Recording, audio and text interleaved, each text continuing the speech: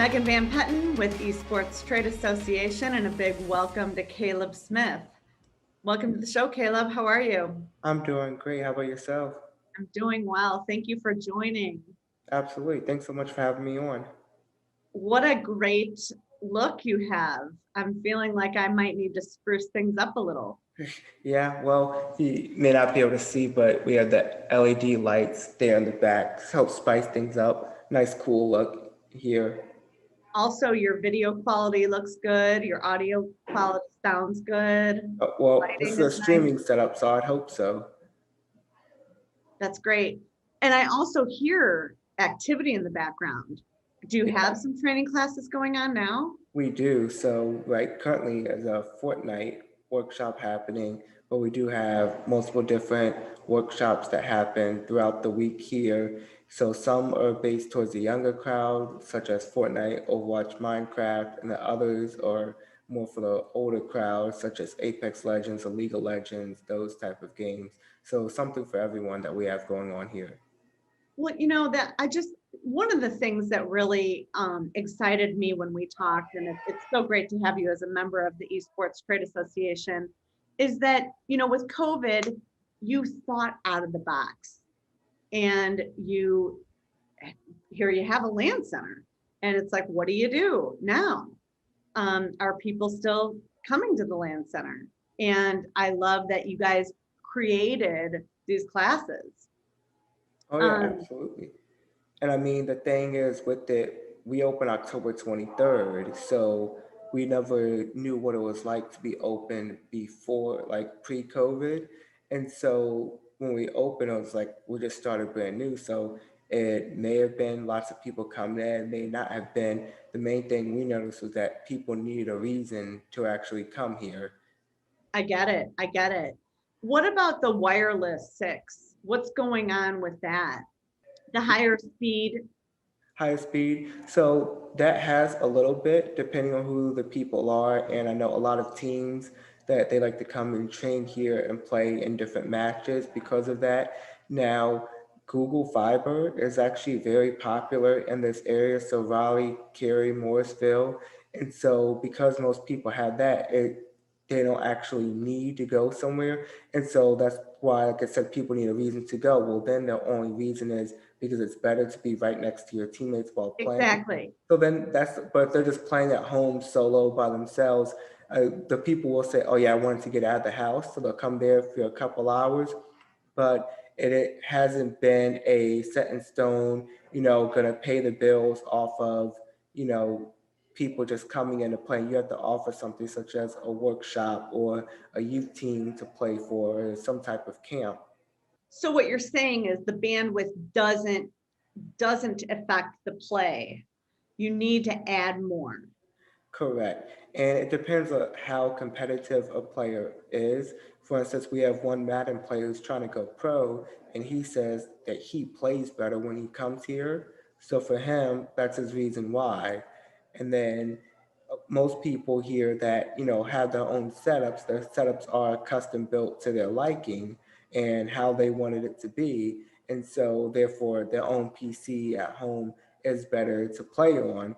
And then what like argument like there is, with the U team, I said, okay, great.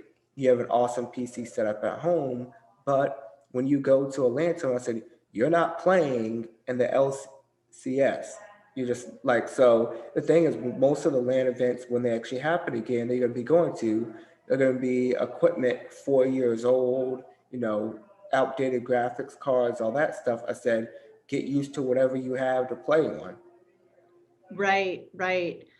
So you have some pro players that come. How many can you handle in your facility And at the obviously, speed that they need to win? so we have 49 stations total, and we have a 1 gig by 1 gig fiber internet. And the thing is, too, is not all the pros come at the same time. For instance, if they play in the open division, in Overwatch, then that'll just be six coming probably like a Saturday when they have a match. If it's a sports game such as FIFA or Madden, there's something called Ultimate Team, which you can play anytime you want to, 24/7. So they come at random times. We also have youth rec teams coming in.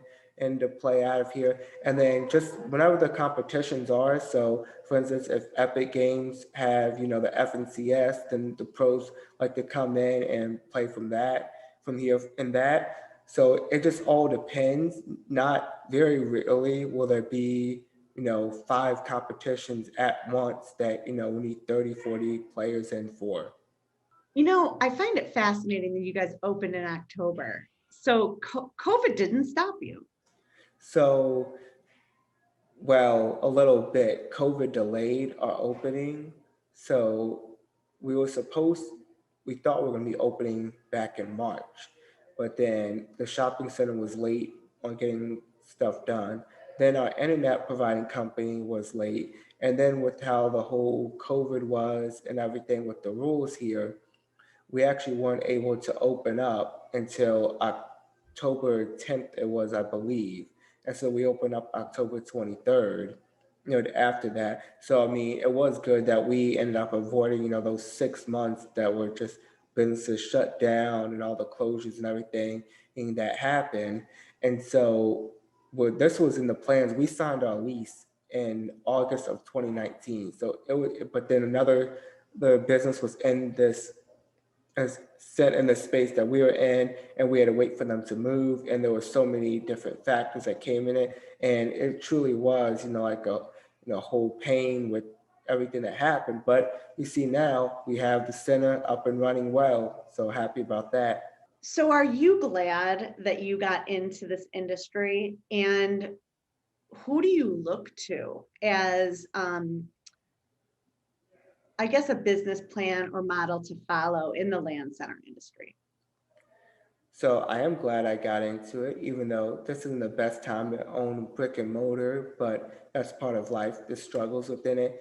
And from looking at it, I looked at gyms for one, and then, other businesses, for instance, like Code Ninjas was one of those where they do lots of things tech related, like coding and PC building, which technically we could do here. But I was like, okay, well, we do gaming. It's like and what we say is like we build character and life skills through productive video gaming here.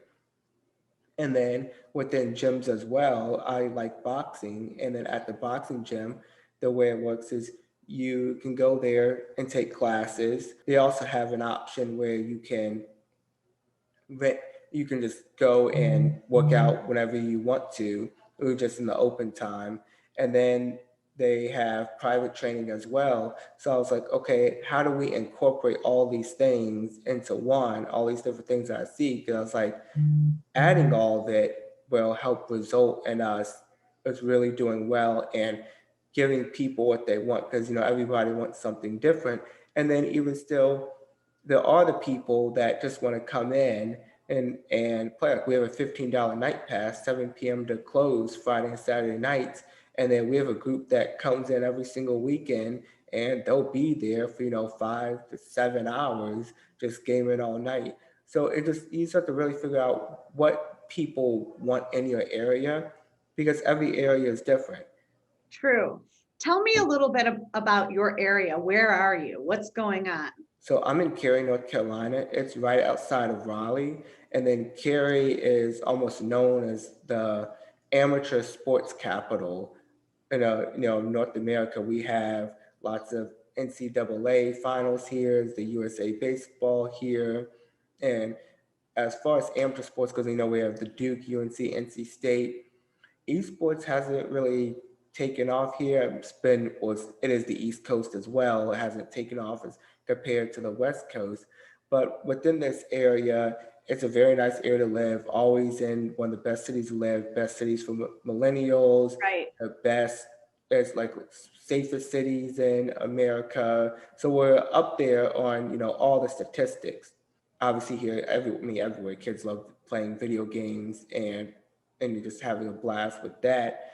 So as far as our area goes in comparison to others, I'll say people here are pretty friendly and real outgoing. They like to do stuff, like to get out of the house, do different activities, things like that. COVID here, a lot of people have been very concerned about it. I went to Springfield, Missouri, back in I believe it was June or July, and then there was like COVID wasn't even like that big of a deal for most people, and then it was like, but here, I mean, even now, still like it's bad. You know, a lot of people still on lockdown. So I mean, there's been a lots of different effects that have occurred. There's still enough people that go out. I mean, as long as you're being safe, taking proper precautions with everything. Obviously, we don't have 200 people in here at one time, so then most people still feel safe and comfortable going out. Parents want their kids out of the house. They talk about how by offering this to them, it promotes good behavior at home because they tell them that if they don't behave, they don't get to go. And then they said they get to limit their video game time at home because they said, well, why do you need to play? You get to play tomorrow at Contender. And so they really like that. And they say, yeah, I get so much done with the kids not with me. So I'm thinking a little bit about your business model now. Can you tell me what's next? Are you expanding? Um, Also, I know that you are an athlete yourself, so we'd love to hear a little bit about that.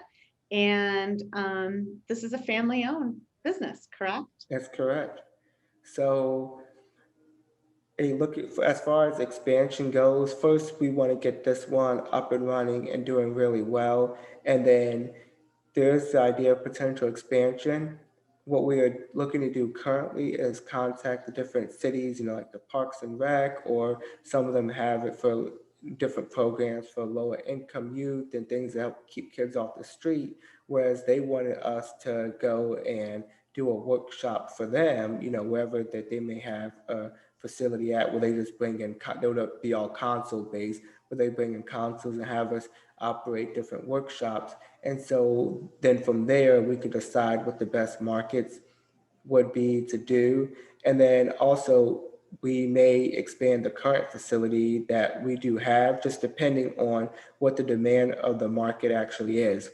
Question: yes, I am a former athlete. I Yeah, you played. have a little bit of a Rudy story, right? Oh, really? So yeah, a little bit. I mean, so I grew up here, and I grew up in Durham, North Carolina, and I played soccer overseas in Germany for 3 years. I left right out of high school. It was that I really had no interest in playing collegiate soccer because it's not very good. And I like love watching European soccer on TV, so I wanted to go over there and play. So I did that and did that for a couple of years, and pretty much I hit a point where I was like, okay, I may get one league higher, maybe not, but there really wasn't that much more advancement. And so my thing was, I was like, well, I'm happy where I am. I'll keep playing at this level.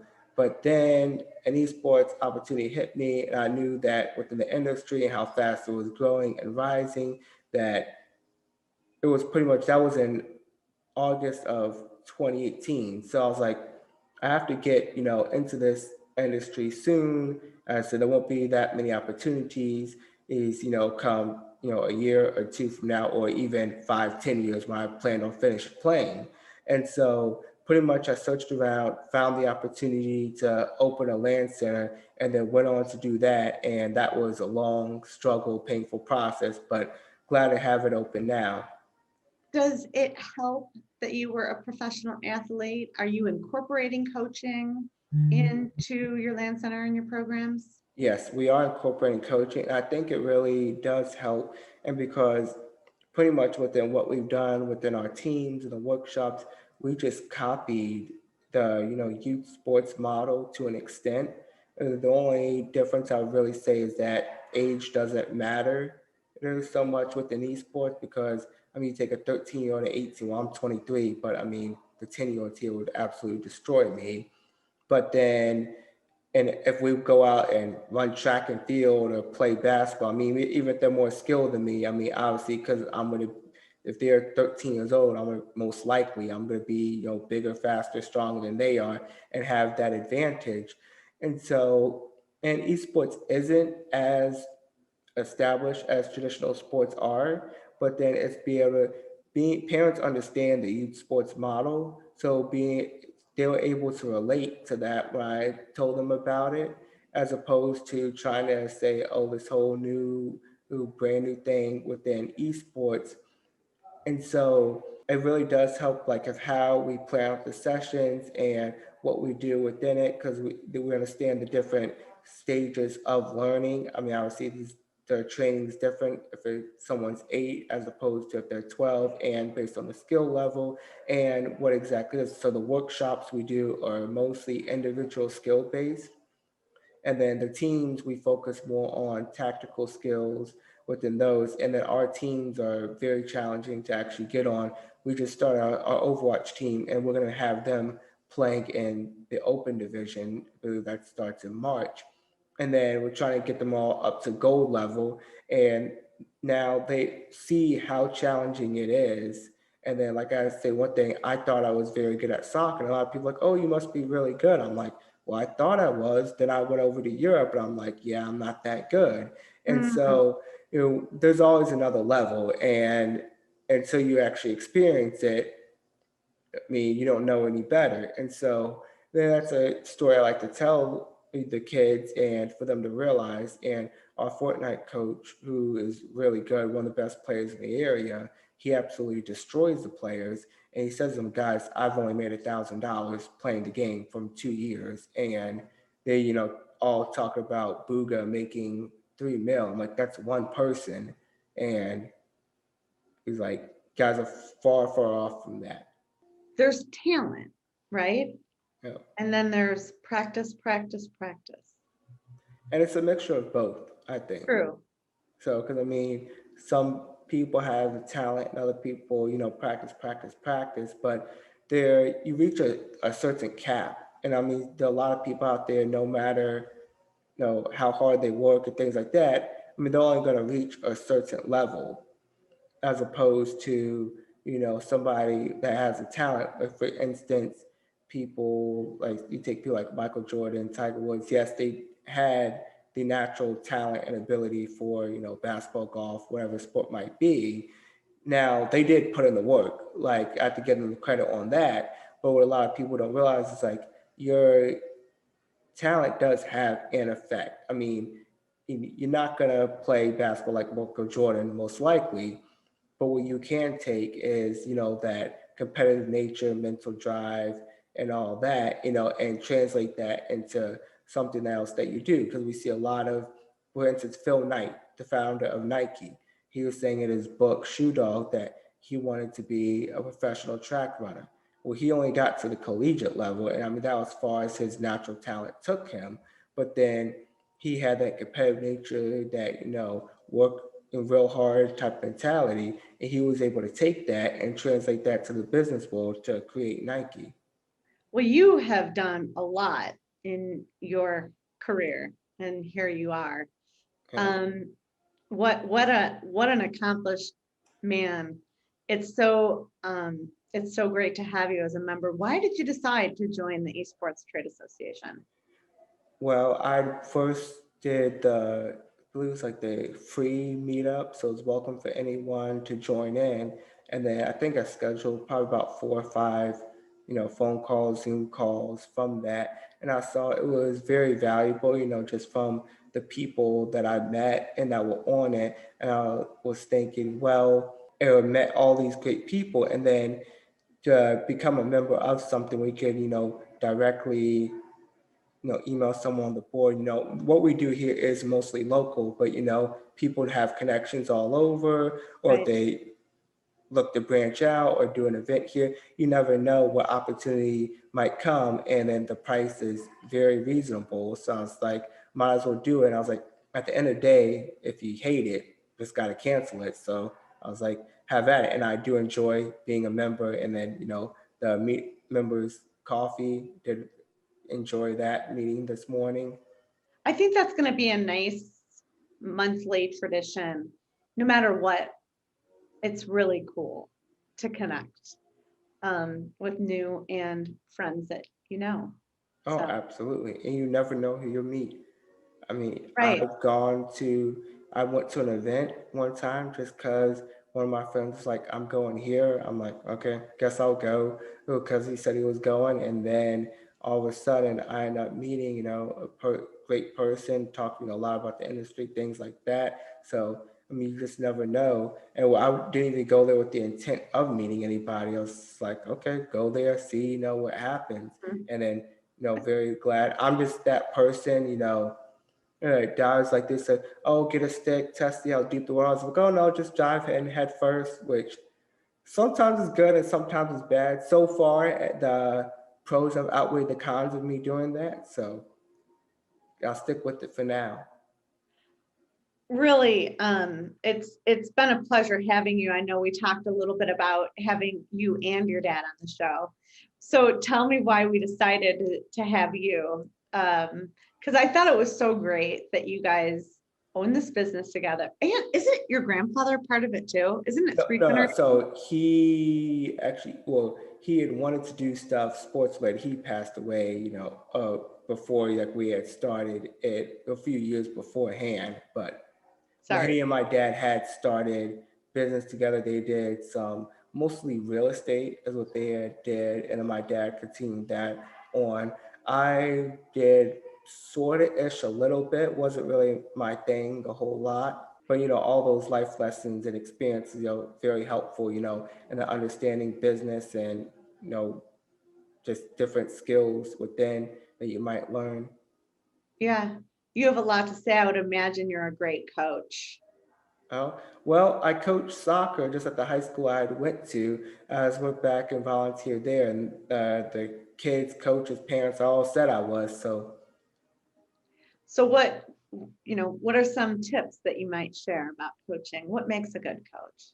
what makes a good coach? So, a lot of people think coaching is just teaching the skills, which yes, obviously you do want to be teaching, the skills of the game and being able to see things that other coaches can't. But what's even more important in that, what I actually see is left out in coaching, and the main reason why is because most people haven't actually mastered it themselves. But within teaching the kids, because they talk about, oh yeah, the integrity, positivity, teamwork, all those traits.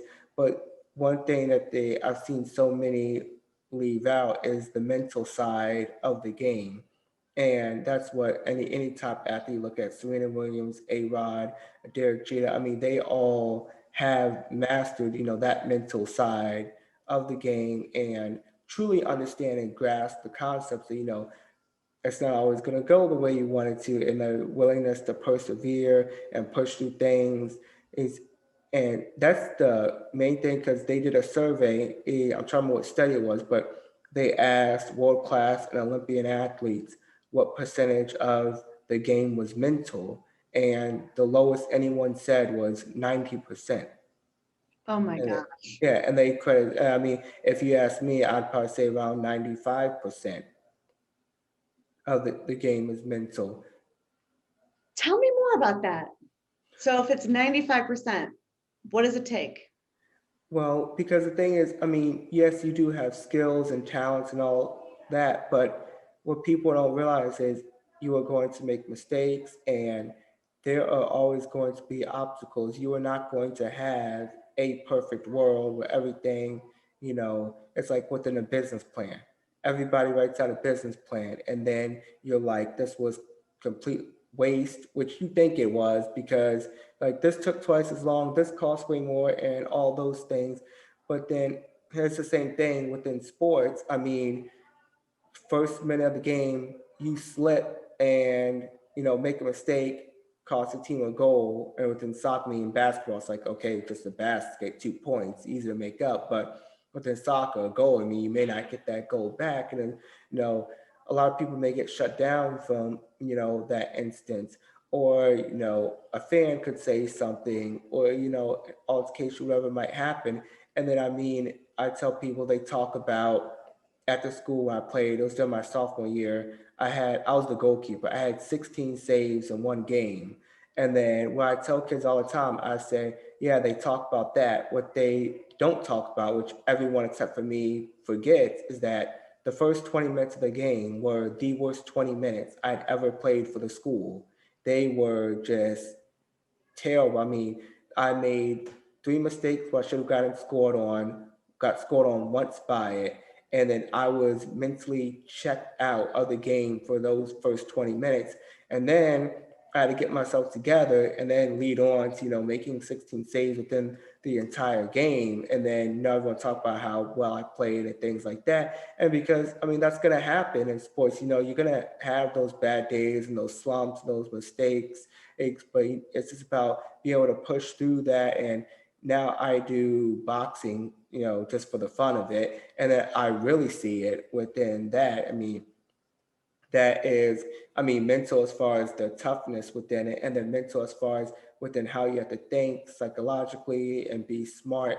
And a lot, I mean, even in business, it's all mental and like, the willingness to persevere. And I mean, people I know that start businesses, the businesses closed down after a year, but they closed, mentally after 2 months of being in it because, it's so hard. And that's one thing, I always try to stress to people and tell them. And, a lot of kids don't like it. Some parents like that, tell the kids it. Some parents don't like that, tell them whether it be, sports, gaming. I tell them it's not easy. I tell them what it takes, the sacrifices that you have to make. And, most of them hate to hear that. I'm like, that's the way it is. I'm like, I'm going to be straight up honest, with you and all of it. So you were saying that first 20 minutes of the game, how do you go from 20 minutes? I mean, that's a long time to not have your head in the game. How do you get in the game then when you're just so out of the game? I'm not exactly sure of how. I mean, there was just some shit, some trigger, that happened at the time.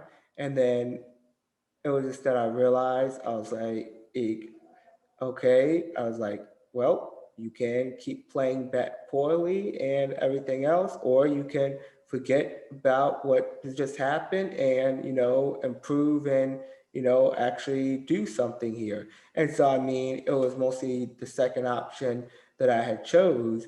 And, the main thing I like to do within was with variables. And I know a lot of coaches, they like the workouts and training sessions to be planned out, structured, and then proper rest and recovery. I got that, the fact of why they wanted that done, but at the same time, I didn't like the fact that I said sports is not a perfect world. I mean, things gonna happen. You may all of a sudden your body may wake up super sore on a game day, or you never know really what could happen. There could be a family emergency where you may only get 3 hours of sleep, and it's all that stuff. You have to be, physically and mentally prepared for it to happen.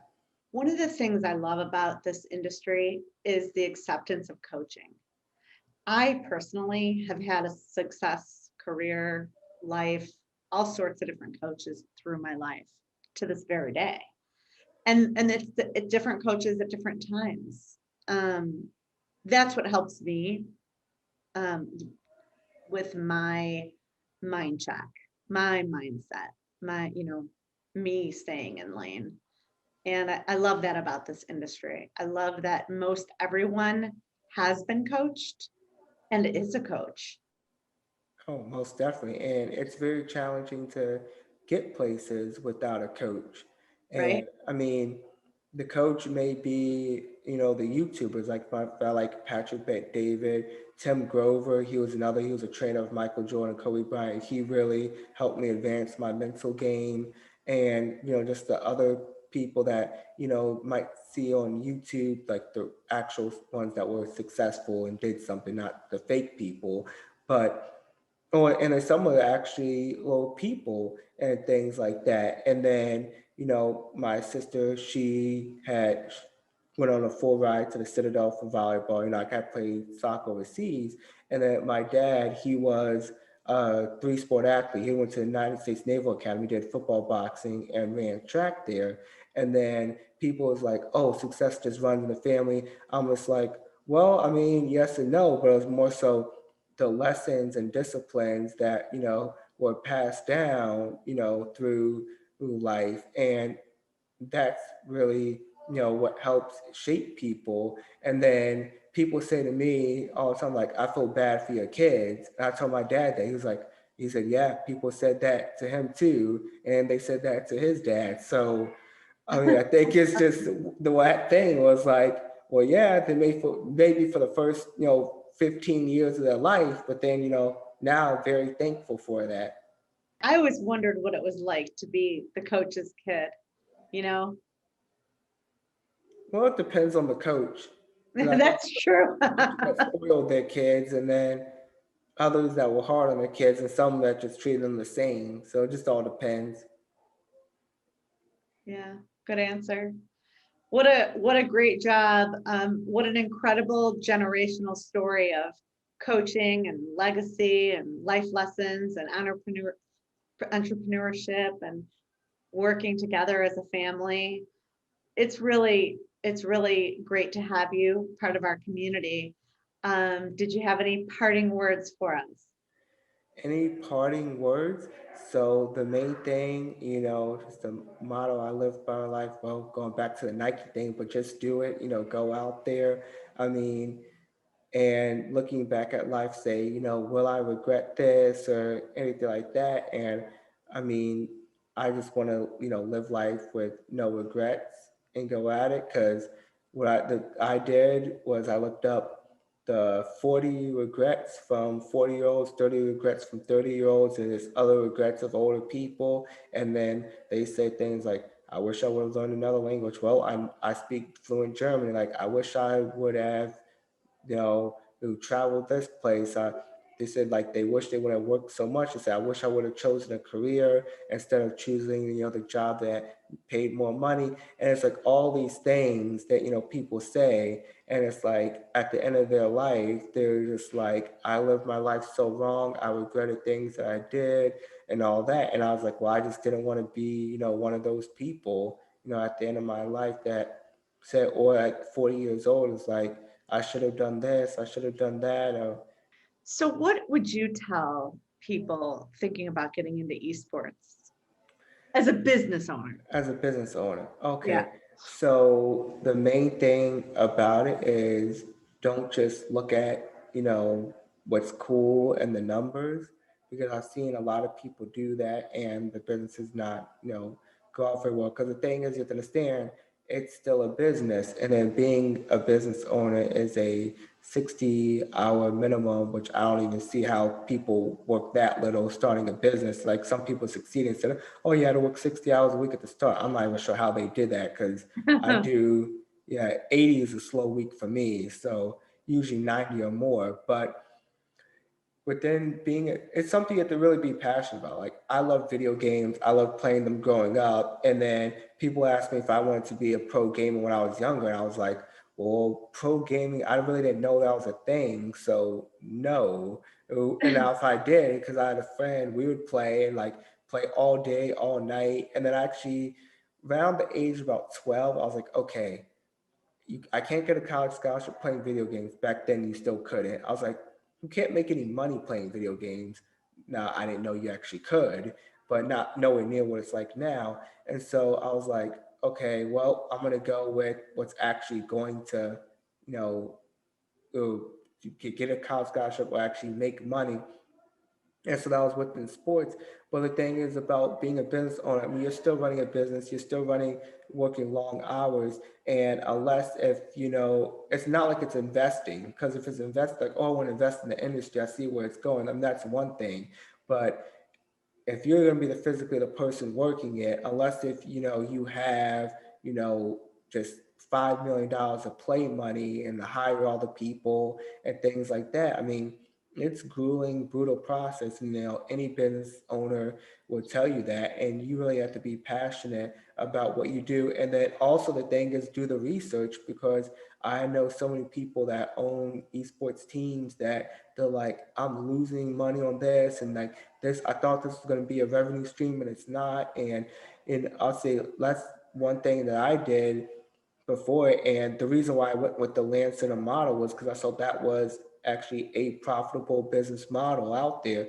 Because I searched for everything and so many options, and then I realized that within the pro scene, you really have to have like this new, more so you're in like technology or software industry that does something esports related, like Discord, or you own a pro team. And I was like, well, I don't have millions of dollars just blow away. And even if I did, I was like, I still want, the business to do well. But I was like, well, within the grassroots amateur side, I see a way of profitability and stable business now. Is this way gonna, do millions a year? I mean, potentially could, but it's actually something, more proven, shows that they're done well. And then here's the thing, after doing this, there's always a chance of, starting the pro esports team or whatever it might be that you want to do. You can work your way up. But I mean, the Land Center model was great, getting my foot in the door, meeting lots of great people, building those connections that are needed. Are you guys doing anything virtually or nationally So a or little bit internationally? Okay. most of the people that do our things are local here, and so we have realms in Minecraft, but we're working on getting a server set up for Minecraft. And then when we have that server set up so that people can participate in the workshops, in person or away from there, just because they start at 4:30. And so, people have to work, and our parents don't have time to drive across town to get their kids there. So then they'll still be able to participate and learn within that. And then we can do virtual for about any game. Now, it can be more challenging because if they're like, 12 years old, then it's perfectly fine. But if you have a kid that's, 8 years old, then that's very challenging to try to, get stuff virtually going on.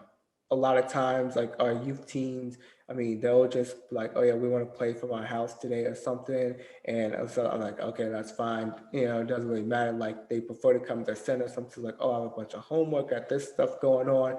Plus, I'm like, I have hockey practice, so I'll get home and hop around. I have like 10 minutes from when I get home to when the competition starts. So some stuff virtually, most of it is in-house, and then just looking to, continue to expand and compound on that. And anything about your equipment you'd like to share before we go? We have a few more minutes. Equipment, I would say equipment's pretty standard that we have here. The graphics cards in our PCs are 2060 Supers, which are decent, not, super great. Can always upgrade that. It's an easy fix to it. I love having a server so that I update one PC in the morning and everything saves to that. And I don't have to go through and individually update, 30 PCs every morning. And overall, these chairs are very comfy. I can sit in them forever. But I would say nothing really that special from the typical land center. But I love this place, love how it turned out, love being here. Thank you so much. What a great interview. And it's been awesome to hear about your land center and your legacy and your career. Thank you. Thank you for being a member of the Esports Trade Association, and thank you for being on the show. I love what you all doing with the Esports Trade Association. Like, really looking forward to the rest of this year. It's going to be a good year, that's for sure. Thank you, Caleb Smith. Absolutely. Thank you.